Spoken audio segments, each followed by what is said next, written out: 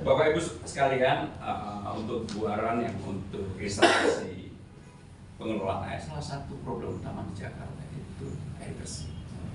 Pemipaan kita itu harus berani mencapai maksimum less than 70%. Jadi 30% lebih itu harus membeli air minum. Dan itu alternatifnya, apakah dia membeli air minum atau nyuri air tanah. Itu ya, bukan nyuri lah, mengambil air tanah. Dan begitu mengambil air tanah, maka permukaan air ini kita kan turunnya 5% sekarang ini. Turunnya itu 5%. Dan itu kalau tidak ada cara penanganan yang baik, pasti Jakarta yang sekarang ini hampir 30% di bawah permukaan laut, ini akan bertambah. Dan ini akan menjadi sebuah persoalan baru bagi Jakarta. Bapak Ibu sekalian, saudara-saudara sekalian, saya akan benar-benar mendorong untuk pengolahan sampah RDF ini. Mudah-mudahan bisa dibangun di daerah saya tambah satu lagi di barat. Kenapa di barat? Karena semua konsentrasi sampah kita itu sebenarnya di timur.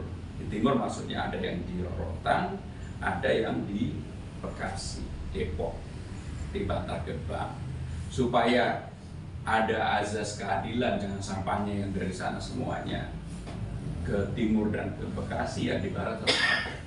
Bahkan ini di luar ini sedikit aja.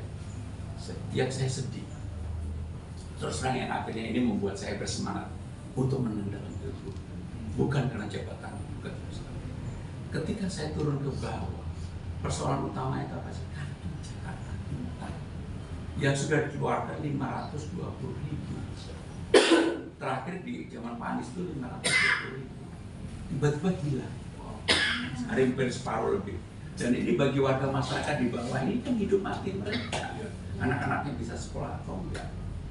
Maka saya bilang sama mereka, oke, saya akan fight untuk mengembalikan seperti eranya Pak Anies, mungkin juga akan saya tambahkan. Termasuk yang bapak-bapak nggak pernah percaya, nggak menyangka.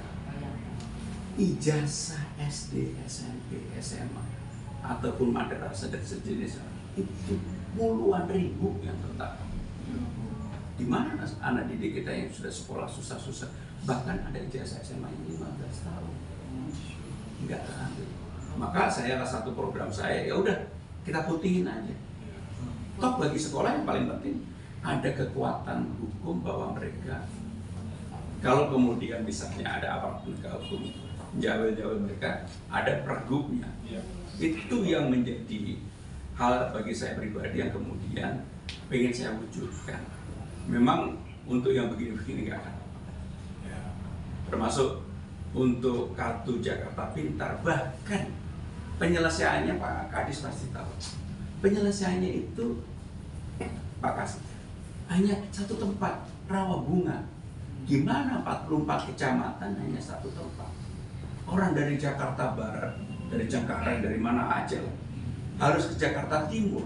Mohon maaf, ini kan orang tidak mampu. Naik mobilnya aja bis awang-awangan kalau orang Jawa bilang. Dari Cengkareng ke Rawabunga itu hampir 1,5-2 jam. Saya suruh cek berapa lama sih, 1,5 sampai 2 jam. Berangkat subuh sampai di sana jam 7, jam 8, sampai ngantri lama. Hari itu nggak selesai. Pulang frustasi, lama-lama nggak diurus.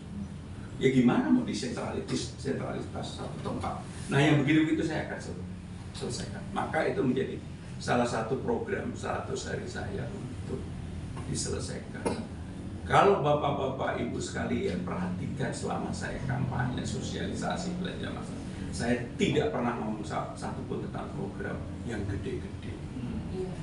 Nggak ada satupun. Memperbaiki Sudirman Tamrin ngapain, biarin aja lo pasti baik. Nggak ada satupun. Membangun ini, membangun itu, nggak ada. Coba cari. Yang ada adalah menyelesaikan.